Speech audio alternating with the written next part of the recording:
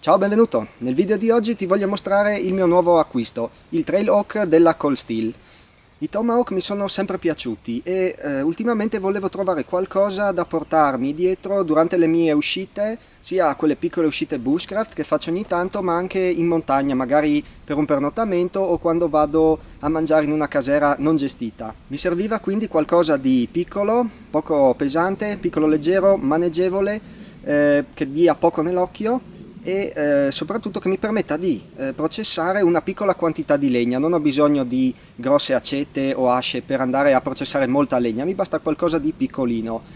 Ho cercato un po' di informazioni e esistono quelle chiamate trekking axe, cioè asce da trekking, ma diciamo che il Tomahawk mi è sempre un po' piaciuto, quindi alla fine ho deciso di comprarne uno. Ho preso questa della Cold Steel, che però quando si acquista non arriva così, presenta la testa verniciata di nero e il manico ha un altro colore. Quindi per trasformarlo in questo modo l'ho customizzato.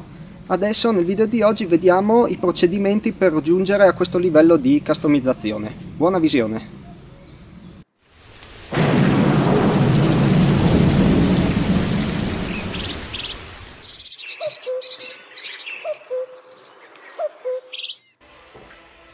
Allora, il Tomahawk arriva già montato a casa. Per togliere la testa bisogna togliere una piccola vite a brugola. Una volta che la vite viene sfilata, si può togliere la testa dal manico e si hanno i due pezzi. Per prima cosa ho deciso di sverniciare la testa, di togliere la patina di vernice. Per farlo ho utilizzato uno sverniciatore chimico che avevo già in casa. Questo può essere dato a pennello, si stende una patina sopra la superficie da sverniciare e si aspettano circa una decina di minuti che il prodotto agisca.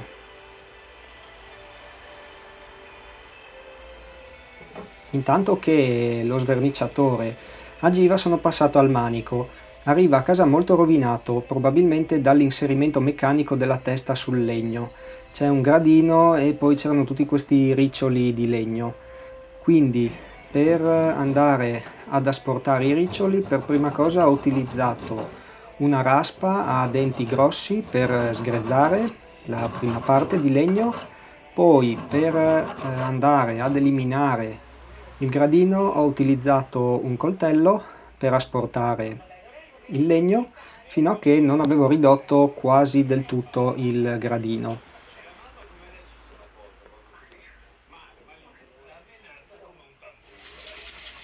Per rifinire il lavoro ho utilizzato della carta vetrata a differente grammatura. Sono partito da una carta più spessa per poi andare sempre ad una grammatura più fine.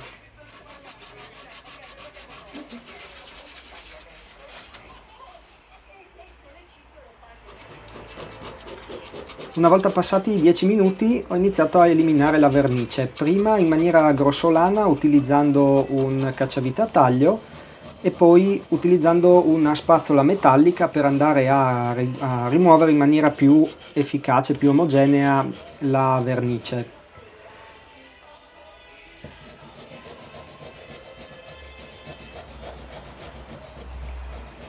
Finito di grattare la vernice sul primo lato, ho steso lo sverniciatore sul secondo lato della testa e ho aspettato altri 10 minuti. Intanto ho rifinito il manico nella zona del gradino e l'ho carteggiato interamente fino a raggiungere un risultato molto buono.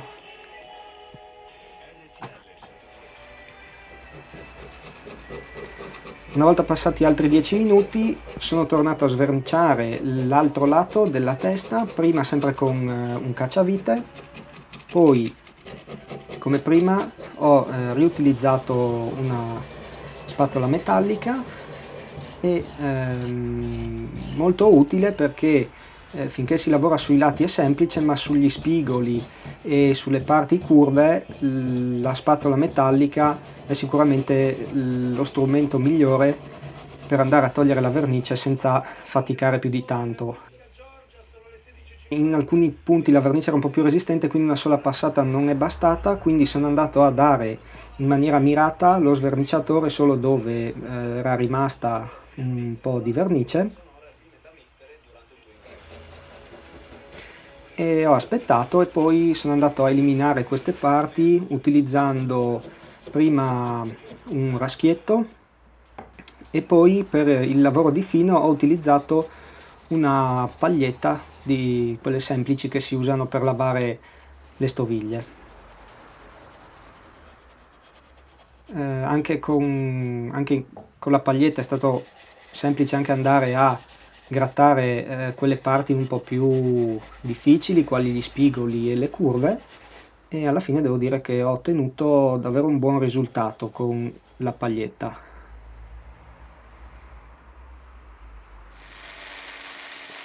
Prima di passare alla brunitura sono andato a smussare gli angoli della testa sia nella parte superiore e inferiore. L'ho fatto con una piccola mola meccanica col Dremel. Questo l'ho fatto perché gli spigoli erano molto vivi e rischiavano di rovinare di nuovo il manico. Siccome ci ho lavorato un po' per togliere il gradino e tutte le scannellature che si erano create con l'inserimento della testa, ho lavorato per bene e ho smussato tutti gli angoli vivi. Poi per rifinire il lavoro, anche in questo caso ho utilizzato un po' di carta vetrata per metallo, ho rifinito il lavoro. Prima della brunitura ho sgrassato per bene tutta la testa, ho utilizzato del semplice petrolio lampante. Il processo di sgrassatura va fatto molto bene, altrimenti la brunitura risulta a macchie. Per brunire ho utilizzato l'aceto bianco, è un sistema che ho trovato su internet, si immerge il metallo carbonioso in aceto puro o in una soluzione. La mia idea era quella di effettuare una soluzione di aceto e acqua, ovviamente con più aceto e meno acqua. Il problema è che la pentola era abbastanza larga e avevo comprato solo mezzo litro di aceto, quindi ho dovuto aggiungere molta acqua e credo di aver diluito un po' troppo la soluzione. Per cercare di velocizzare il processo di brunitura ho messo a bollire la soluzione, ho utilizzato il mio fornelletto da campo, ho messo a bollire la soluzione appunto per cercare di velocizzare la formazione della patina, che però comunque ci ha messo quasi una giornata intera per raggiungere il livello che volevo, quindi ho diluito troppo la soluzione.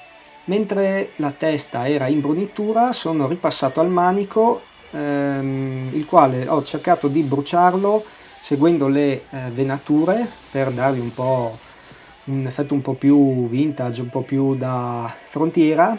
Ho utilizzato un cannello da saldatore per il piombo, però per lo stagno, però devo dire che forse serviva un cannello un po' più potente o magari ci voleva un po' più di maestria, era la prima volta che provavo a farlo, non è venuto male, ma in alcuni punti ho bruciato un po' troppo. Comunque alla fine devo dire che sono soddisfatto del risultato ottenuto.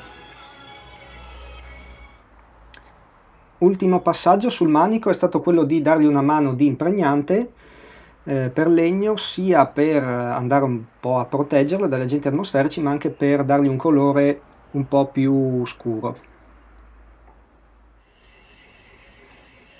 Intanto che il manico si asciugava sono andato a affilare la testa una volta che aveva finito il processo di brunitura, in quanto è arrivata completamente senza filo, quindi con una pietra di C4 sono andato a ravvivare un po' il filo, che anzi proprio non c'era, quindi l'ho fatto da zero. Alla fine, manico asciutto, testa pronta, non c'era altro da fare che inserirla sul manico. Ora si inserisce benissimo, senza problemi, si incastra in fondo, quindi non c'è nemmeno più bisogno di utilizzare la vitina. E questo è il risultato.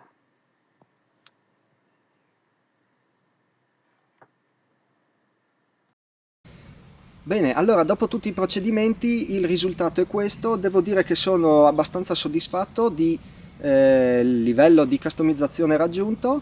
Adesso oggi l'ho provato un po', mi trovo bene, credo di aver fatto una giusta scelta, un buon acquisto. Se sei interessato nei pregi, difetti, nelle caratteristiche di questo attrezzo, ti consiglio di andare a vedere due video che sono in italiano. Uno è di Leonardo di I Know a Soul Survival, in realtà è il Pipe Hawk, ma sono due modelli molto simili. E poi c'è anche un video di Nati Trairovi che parla proprio di questo, del Trailhawk. Io per ora non faccio un video sulle sue caratteristiche in quanto l'ho usato poche volte, quindi non ho ancora capito bene quali sono effettivamente i suoi pregi e i suoi difetti. Per il momento sono soddisfatto, probabilmente qualche difetto c'è. Inoltre, se sei bravo con l'inglese, troverai un sacco di video in lingua inglese di altre persone che hanno effettuato la customizzazione con altri sistemi rispetto a quello che ho utilizzato io, e troverai anche un sacco di video di gente che fa vedere cosa può fare, fa confronti con le accette, fa anche degli stress test su questa testa di Tomahawk. Bene, allora per il video di oggi io mi fermo qui. Spero che il video ti sia piaciuto, ti possa essere utile se anche tu vuoi fare dei lavoretti di customizzazione come ho fatto io. Se sei già iscritto al mio canale ti ricordo di attivare la campanella, in quanto YouTube ha cambiato il suo algoritmo e adesso quando carico dei video nuovi, anche se sei iscritto, non è detto che tu venga avvisato. Ovviamente se non sei iscritto ti invito a farlo. Io ti ringrazio per avermi seguito e noi ci vediamo nel prossimo video. Ciao, a presto!